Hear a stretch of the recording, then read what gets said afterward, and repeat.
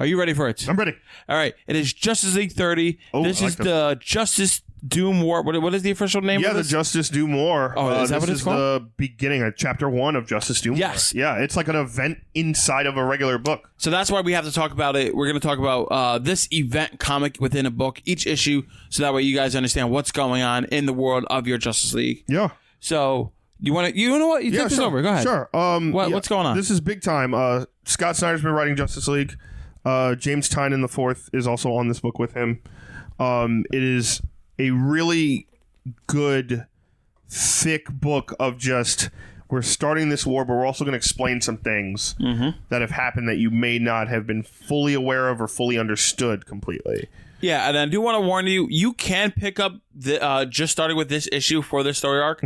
It's a little bit harder to read because you're not sure what's going on. I wouldn't pick this up, though. But if you had to, it's the start of something. Yeah, like they do explain what's going on and who everybody is.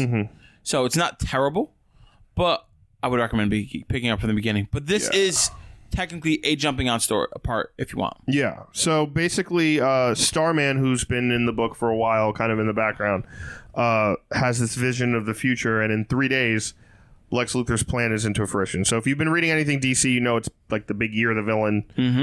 Lex got these powers from Brainiac, and now Perpetua, who is the mother of the Anti-Monitor, the Monitor, and the World Forger. So you said a lot of things right there. I did. The Anti-Monitor, the Monitor, and the World Forger. Those are the three beings, if you will, that have created the universe and all the known universes as we... Yes, the DC multiverse. Exactly. Perpetua was their mother who created them to create these worlds. They had a feud back and forth because she was more evil. They realized that. They trapped her behind the Source Wall. Yes. So the Source Wall was something in DC Comics that, like, anything kooky or crazy, like, they had rules. They broke that Source Wall, which released her. Yes. Which released her evil upon the world. Yes. Lex Luthor found this item called the Totality, which is pretty much just a connection to her. Yep. And now he is an agent of, essentially, darkness. Got powered up from Brainiac. Yep. Powered up from her. And he fused with the Martian Manhunter, which is crazy. Over some crazy stuff, and now he's become like what they call the Apex Predator. Yes, he's an Apex Predator. Very good. Yes. Very so good. Now he, along with many of villains in the DC universe, have been powered up because of her, and are going to do their final war against the Justice League to destroy them and turn the world over to Doom, if you will. To Doom itself, not like Dr. Doom. Yes. But yeah, so... I think that's everything. No, that's really good. And so, yeah, they have this kind of flash forward view from Starman, the Justice League, about Lex and his, Legion of Doom taking over the planet, killing the Justice League brutally. Everyone's dead. Lex is unstoppable. He's got all this power. He kind of looks like a white Martian now. Yeah. And Perpetua is released, and all the 7 pieces of the Totality are together. Now, Lex has 6 right now. He needs one more piece to fully recuperate Perpetua's power, fully unleash it on the planet. And her son, the World Forger, is with the Justice League trying to help counteract that, as well as the Monitor. So the plan right now is they need to, almost like Endgame, they're going to send a group back in time. Yes. And a group forward in time. Yep. And they have to do something which isn't completely clear, but they have to do something in those times to affect the present that will help them defeat Lex and company. Essentially, each team, those 2 teams, have to grab a piece of the Totality that's in Starman's staff. Yes. Right? They have to use that in combination of getting the 3 brothers together, which we still don't know where the Anti-Monitor is. Yes. That's the other part. And while the Monitor and World Forger have opened these doorways, while everyone's gone, their job is to find their brother, the Anti-Monitor, and convince him to help them. It sounds like a lot. And it is a lot. It is a lot. But it's freaking awesome. It's a great read, I promise you. It's like Back to the Future meets like Planet of the Apes meets like Apocalypse Now. I feel like this crazy. Book, the benefit that this book has to it is Marvel's Endgame.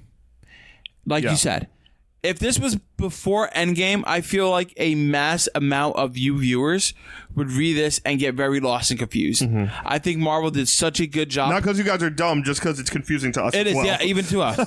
But I think Marvel did such a good job, like instructing people of timelines and how that can go. Like that concept brought into here, you kind of roll with it. Like, oh, it's just like you just said. Like literally, that's the first thing I thought Just reading like it. And I've Endgame. been reading comics forever. And if you've read any of the X-Men ever, everything's about time. It's so weird. It's time, or the Flash. Everything's about time. Yes. It's time travel back and forth.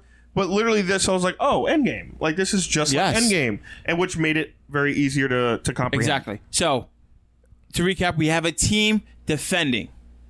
We have Most of the Justice League. most of the league. like, There's a lot of people. They come in and basically Superman says like, you're all a part of the Justice League now. It's like every hero on And the it's planet. like the Titans, the Dark Justice League, the Odyssey characters. Everybody is there. So we have a team defending. We have two teams, one going to the past to get a piece, one going to the future. Yes. And now we have another team in the present going to find the Anti-Monitor. Okay? So when they go into the portal, there was an agent from Lex Luthor who messed with the time portals. So that sends our two teams out to different locations and times. Still going back and forward in time, just not the exact time and place they wanted. Correct. So there was something wrong, and they couldn't communicate. Yes, they lost all communication because of that.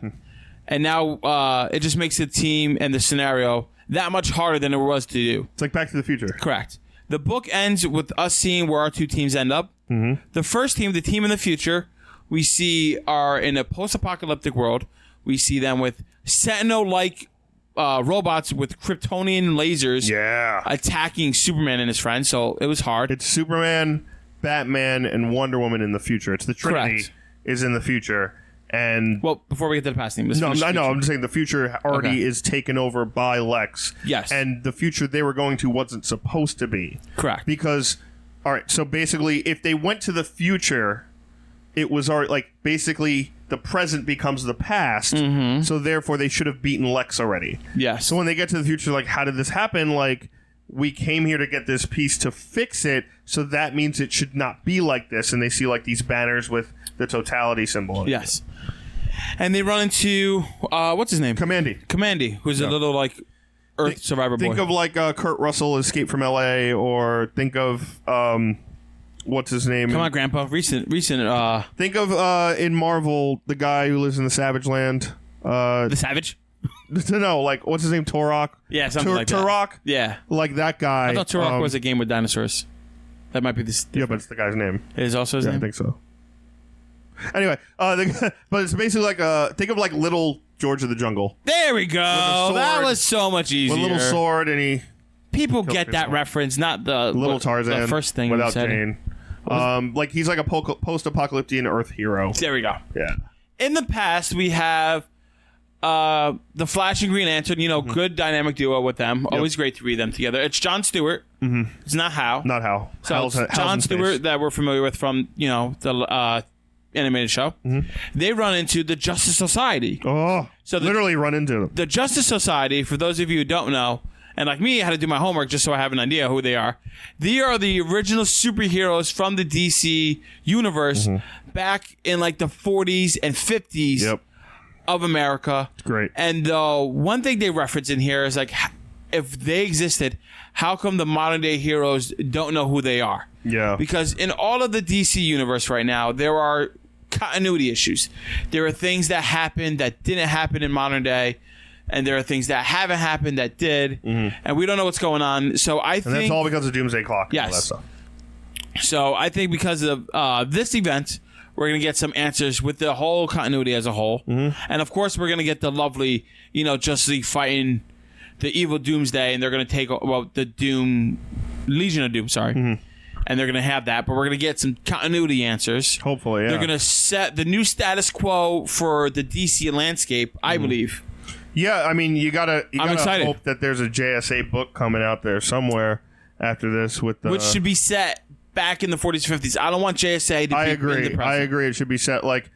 Well, when we went back, right, the same thing happened. The totality symbol was already there.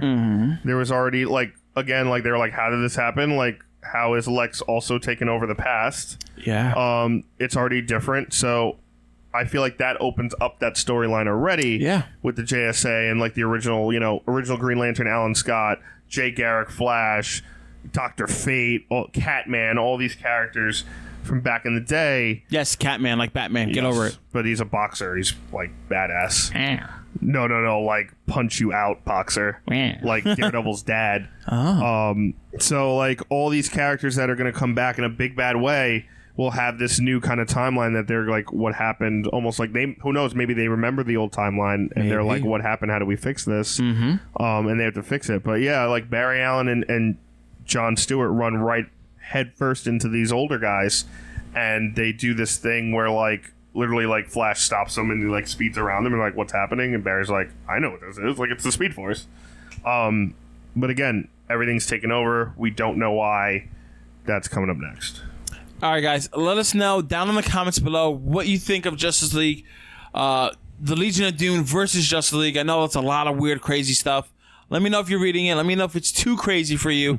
And actually, guys, that wraps up this episode of the Jersey Comic Krew podcast. Time travel. So thank you so much. Like the Hulk. Oh, yeah. Endgame. Time travel. I don't know how that fits, but because of Justice League. Yeah, because of Justice League. God, I have to explain jokes now. Yeah, if they were good, you didn't have to explain them. Not that hard. Anyway, thank you so much for watching this episode of the podcast. Make sure to leave us all your feedback down in the comments below and follow us on our social media platforms. Link in the description. As always, I'm Rob Moran. And I'm Chris Heller. And we'll see you next time. JerseyComicKrew.podbean.com.